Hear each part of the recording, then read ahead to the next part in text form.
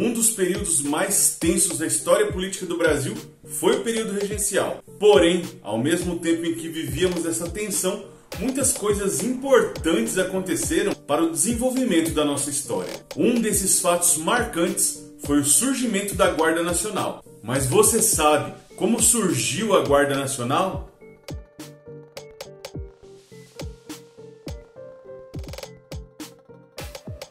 A Guarda Nacional no Brasil foi criada pela Lei de 18 de agosto de 1831, inspirada em uma lei francesa que reorganizou a Guarda Nacional naquele país. E a Guarda Nacional do Brasil surgiu em um momento onde as forças militares que existiam no país eram questionadas quanto à sua capacidade de preservar a ordem social no país. O momento político era crítico e algumas mudanças impactaram diretamente na organização e na vida social do país. Os corpos militares de auxiliares de milícias, corpos de ordenança e a guarda municipal, que eram resquícios ainda do antigo período colonial, estavam extintos. Nesse momento de transformações, emerge então a concepção de cidadão armado, defendido pelo padre Diogo Feijó, que naquele momento era o ministro da Justiça da Regência Trina Permanente.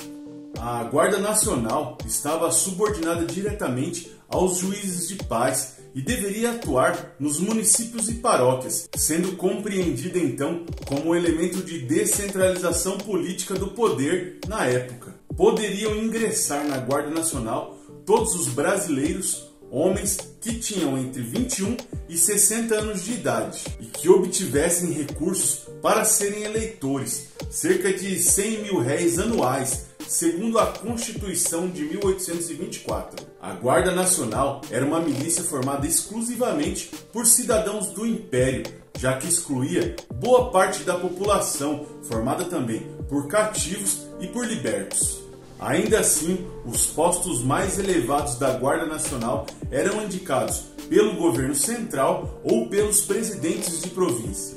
Convocada para a ação somente em casos comprovados da ineficiência da força policial, a Guarda Nacional tinha uma missão pacificadora, atuando e combatendo nas sedições, insurreições, movimentos quilombolas, rebeliões e demais desordens públicas. Porém, apesar de atuarem em relações conflituosas, conforme a sua concepção, percebe-se que a Guarda Nacional era um instrumento de organização social e ordenação elitista, visto que tinha um caráter não democrático e excludente na formação dos corpos militares. Mesmo que houvesse a formação de segmentos da Guarda Nacional para negros e para mestiços, segmentos raríssimos, já que era necessário comprovar a renda mínima para ser eleitor em primeiro grau, que era o caso citado anteriormente, que era necessário para ingressar nos corpos da Guarda Nacional. E se você curtiu esse vídeo e quer ter acesso a mais conteúdos como esse, acesse a playlist de Brasil Imperial que eu já deixei aqui no canal, com vários temas relativos a esse período. Eu te convido então a assistir outros vídeos, a acessar outras playlists e também a se inscrever no canal. Assim você não perderá nenhum conteúdo de história que eu publico semanalmente aqui no canal.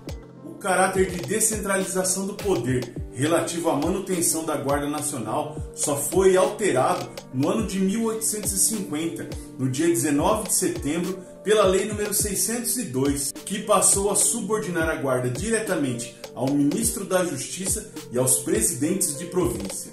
Essa mesma lei alterou os critérios para a ocupação dos postos do oficialato, tornando o acesso aos postos superiores ainda mais inacessíveis para boa parte da população brasileira. É importante frisar que na década de 1850 iniciava uma nova era da política imperial, muito mais voltada para as questões externas e que coincidiu com o início do período dos conflitos platinos e que por esse motivo seria extremamente relevante reorganizar toda a força militar que existia no Império.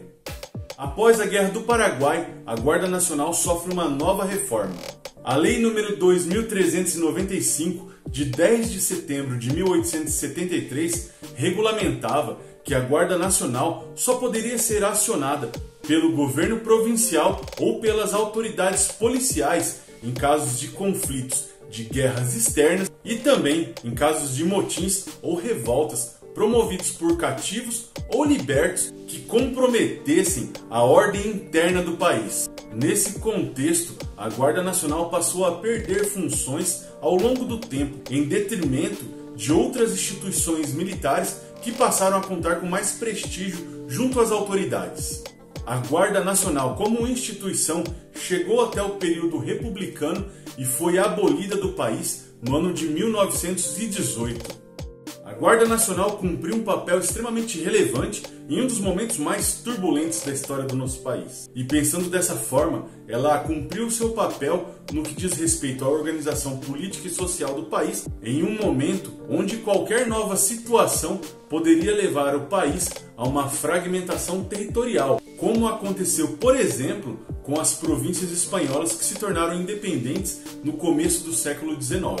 E o próprio fim do Império tornou essa instituição obsoleta, sendo substituída, portanto, por um exército institucionalizado e de uma abrangência muito maior, vinculado evidentemente a um poder central fortalecido. Esse foi o vídeo de hoje, eu espero que ele tenha sido instrutivo e informativo para que você possa compreender ainda melhor esse período tumultuado da nossa história, que é o período regencial. Então é isso aí, obrigado se você assistiu o vídeo até aqui e nos encontramos em um próximo vídeo. Valeu, gente, tchau, tchau!